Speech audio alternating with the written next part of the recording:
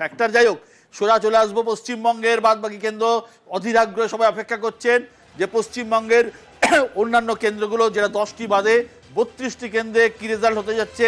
Paschimbanga total 42টি আসন, 42টির মধ্যে আমাদের নেটওয়ার্ক 18-এর ন্যাশনাল সার্ভে বলছে তৃণমূল কংগ্রেস পেতে পারে 18 থেকে 21টি আসন, বিজেপি পেতে পারে 21 থেকে 24টি আসন, আদার্স অর্থাৎ কংগ্রেস লেফটের দিকে কোনো আসন যাচ্ছে না। অর্থাৎ খারাপ হলে তৃণমূল কংগ্রেসের, ভালো হলে 21 আর এদিকে 21, আর খারাপ হলে 18 এদিকে 24। এই হচ্ছে মোটামুটিভাবে পশ্চিমবঙ্গের ফলাফল বুথ ফেরত সমীক্ষার যা সার্ভে, সেই সার্ভেতে। অর্থাৎ বিজেপির পক্ষে যেতে পারে 21টি থেকে 24টি, তৃণমূলের পক্ষে যেতে পারে 18 থেকে 21টি। এটা হচ্ছে দক্ষিণবঙ্গে, তার মানে বিজেপির আসন বাড়ছে। তার কারণ যেহেতু আমরা প্রথম 10টা ফেজ, 3 ফেজের 10টি আসন দেখিয়েছিলাম, সেখানে কিন্তু আমরা দেখিয়েছিলাম যে বিজেপি 6 থেকে 9 অর্থাৎ আসন জিততেও পারেন, হারাতেও পারেন, কিন্তু মানে বেশি জায়গা ছিল না। অর্থাৎ আসলো থেকে, অর্থাৎ দক্ষিণবঙ্গে। এটা কি আদৌ সম্ভব? এটা নিয়ে আলোচনা আসবো। প্রথমেই অরূপ চক্রবর্তী। বিশ্বদা, টু বি ভেরি অনেস্ট, আমরা যারা গ্রাউন্ডে কাজ করি, তৃণমূল কংগ্রেসের এই মুহূর্তে 30-এর কমে নামার সম্ভাবনা কার্যত নেই। কার্যত নেই এই কারণেই বলছি, বিজেপির যে মূল জায়গা ছিল উত্তরবঙ্গ, একটা মতুয়া বেল্ট, আর দ্বিতীয়ত হচ্ছে তপশিলি অধ্যুষিত জায়গাগুলো, অর্থাৎ রাঢ়বাঙ্গ, বাঁকুড়া, পুরুলিয়া, জঙ্গলমহলের বুকে দাঁড়িয়ে ঝাড়গ্রাম সিট তৃণমূল কংগ্রেস একটা মানে থাম্বিং মেজরিটি নিয়ে জিতছে।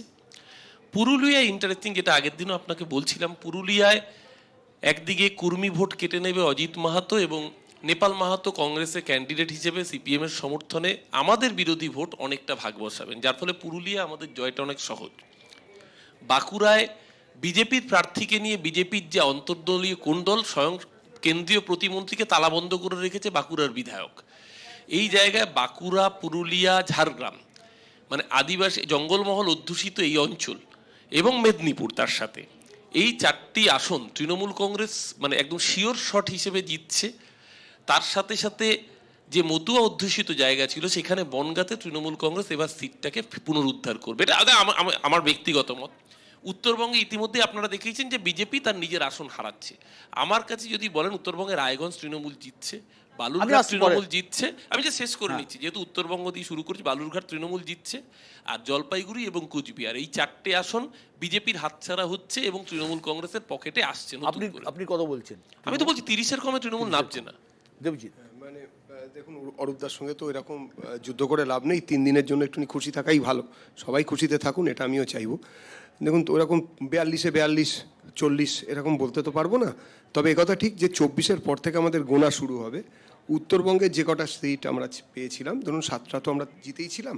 তার সঙ্গে আমি প্রথমেই যখন ডিবেট শুরু হলো, সেই সময় বলেছিলাম যে আরও 2টো আমাদের ডার্ক হর্স বেরোনোর চান্সেস সব থেকে বেশি, ঠিক আছে।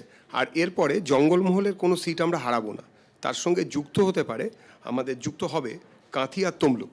তো ন্যাচারালি যে আমাদের যে সিটের নিষ্কর্ষ আপনারা দেখাচ্ছেন, আরেকটা অবাক কাণ্ড, বিশ্বদা এটাও খেয়াল করবেন যে যদি খারাপ হয় তৃণমূলের, খারাপ হয় বিজেপির, তাহলেও আমরা তিনটাতে এগিয়ে আছি। আর যদি ভালো হয় তৃণমূলের, ভালো হয় বিজেপি, দুজনেরই ভালো হয়েছে, তাহলেও আমরা 3টেতে এগিয়ে আছি। তা এই ব্যাপারটা দেখার মতো। আর লেফট কংয়ের যে বিষয়, সেটা সত্যি সত্যি ওনাদের বিশ্বাসযোগ্যতা এবং অন্যান্য। চন্দন, যা দেখতে পাচ্ছি অধীর চৌধুরী হারছেন। আমি এখানে আবারও এই কথাটাই বলি যে এখানে নতুনভাবে কোনো বিশ্লেষণের কারণ নেই, কারণ আমরা বারবার দেখেছি যে আমরা যে ডিফেক্টসগুলো তাকে নিয়ে আমরা আলোচনা করেছি। আমি পরিষ্কারভাবে বলতে পারি, আমি এর আগেও আপনাকে বলেছিলাম এবং আপনি হয়তো অনেকটা স্বীকার করলেন, তখনও ঈশা খান চৌধুরীর ব্যাপারে তো আপনি বলেছেন। আমি ঈশা খান চৌধুরীর সাথে সাথে অধীর চৌধুরীকে, কারণ অধীর চৌধুরীকে যারা জানেন তারা জানেন তার পার্সোনাল, যদি অন্য কোনো নেতা থাকতেন বা অন্য কোনো ক্যান্ডিডেট থাকতেন তাহলে হয়তো একটা প্রশ্ন থাকতো, কিন্তু অধীর চৌধুরীকে পার্সোনালি যারা জানেন, তার কংগ্রেস এবং অধীর চৌধুরীর একটা গ্রেট কম্বিনেশন এবং তার একটা ব্যাপক হেমমতি impact নন্দন আছে। বহুগুণে আমি এলাহাবাদ এখনো- হেরে গিয়েছিলেন। না, সেটা হারতে পারেনি, এ তো ইন্দিরা গান্ধী হেরেছিলেন, সুতরাং এটাকে সামনে নিয়ে আসাটা না জ্যোতিবাবু হেরেছিলেন। আনাটাই ভালো। আমি যেটা বলতে বুদ্ধদেব চাইছি, ভট্টাচার্যের ইন্দিরা মিছিলে গান্ধীও যা লোক হেরেছিলেন। ছিল, হ্যাঁ, হ্যাঁ, হ্যাঁ। 10% ভোট দিলে জিতে প্রতিটা যেতেন। নির্বাচন বিশ্বদা, প্রতিটা নির্বাচনে ইন্দ্রপতন ঘটবে, প্রতিটা নির্বাচনে ছন্দপতন ঘটবে, এখানে কোনো কিন্তু নেই, সব নির্বাচনে ঘটেছে। বিজেপিও জানতো না 18টা সিট কিভাবে আসবে, ঠিক এই মুহূর্তে বিজেপিও জানে না। যদি ওকে ক্যালকুলেটিভ মেথডে বলতে বলা হয় তাহলে ও হয়তো 11টা 12টার বেশি যেতে পারবে না। সুতরাং এসব পারসেপশনের কথা না বলে আমরা 4 তারিখ পর্যন্ত অপেক্ষা। দেবাশিস দা, আসলে একটা তো বিশ্লেষণ চলছিল যে এখানে টিএমসির যে আসন সংখ্যা দেখানো হচ্ছে, একটা পসিবিলিটি ছিল যে এই আসন সংখ্যাটা আরও বেড়ে যাওয়ার। মানে কি কারণে? কারণ আবারই বলছি 2 মাস সময়, কারণ এই ভোটটা দীর্ঘদিন ধরে ঘটেছে। যত ভোটটা গড়িয়েছে, নির্বাচন গড়িয়েছে, সারা দেশেও একটা পরিবর্তন মনে হয়েছে, রাজ্যেও সেটা মনে হচ্ছে। এবং যেটাকে বারবার বলা হচ্ছে, এই রাজ্যের ভোট সম্পর্কে কেউ আগের থেকে গত কয়েকদিন কেউ কিছু বিচার করতে পারছে না। তার কারণ এখানে একটা এক্স ফ্যাক্টর কাজ করার কথা।